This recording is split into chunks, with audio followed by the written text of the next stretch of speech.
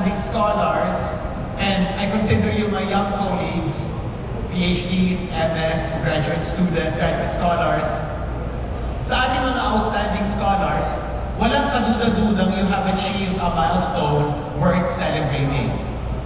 This is a good time, therefore, para alalahanin ang lahat ng inyong mga pinagdaanan at naging sakripisyo.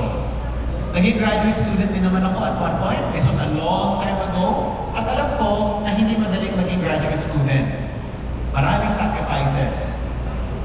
Alam ko, marami sa mga scholars natin, umasa lang talaga sa kanilang stipend. Totoo ito sa inyo, totoo rin ito sa mga undergrads natin. Alam ko rin na bagaman yun lang ang inyong inaasahan, kailangan ninyo rin tulungan ng inyong mga pamilya. Totoo ito sa inyo, totoo ito lalo na sa mga undergrads natin. At sa gitna ng mga struggles na ito, hindi ninyo pinabayaan ang inyong theoretical significance, ang inyong empirical significance, ang inyong research design, ang inyong methodology, and all of that that went into your dissertations. For this reason, ako bilang inyong director, kasama ng lahat ng mga kasama natin dito sa SEI na nagpoproseso ng inyong mga dokumento, working behind the scenes, proud kami sa bawat isa sa inyo. Would you just tap the person next to you? Pakisabi sa kanya, I'm proud of you. We're proud. Congratulations, ma'am. Congratulations. Really, totoo yun. I hope hindi plastic, ano? Right? But I am convinced too, my dear friends, ladies and gentlemen, that this is not just a personal milestone for all of us. It's not.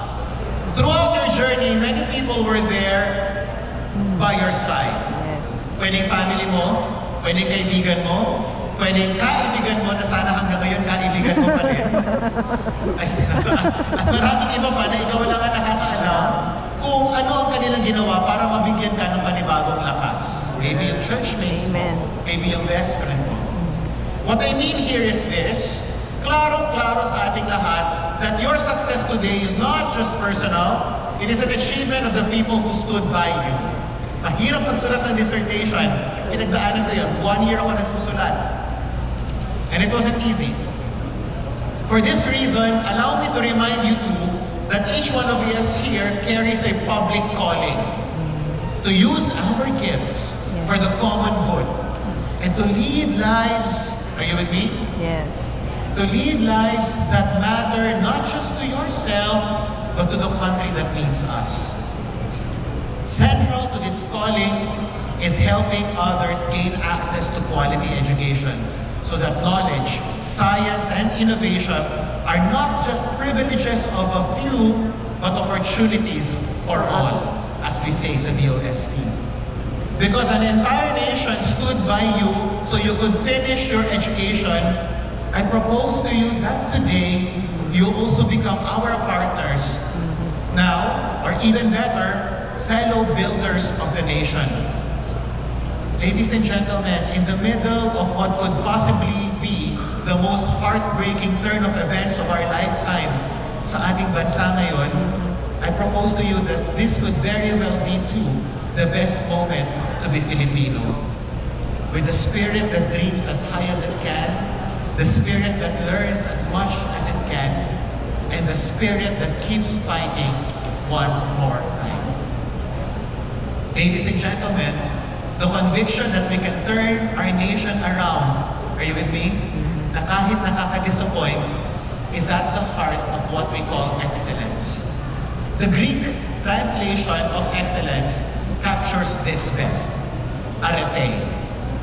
For the philosopher Aristotle, arete has two dimensions. The first one is intellectual excellence, which is related to reasoning. Ito yung sineselebrate natin ngayon. The other dimension is unexpected.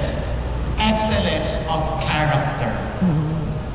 This involves choosing and consistently choosing to do the right thing. For Aristotle, both intellectual excellence, yung talino, and excellence of character, kabutihan, are necessary in achieving the good life.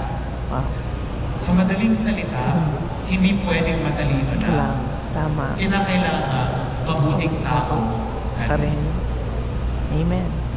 Let the honors you hold be more than just recognition of your achievements, my friends. Let them guide you in what you can contribute.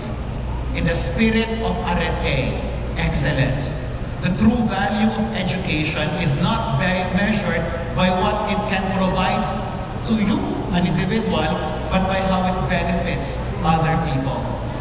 As you forge new paths, may you always keep this principle in your heart.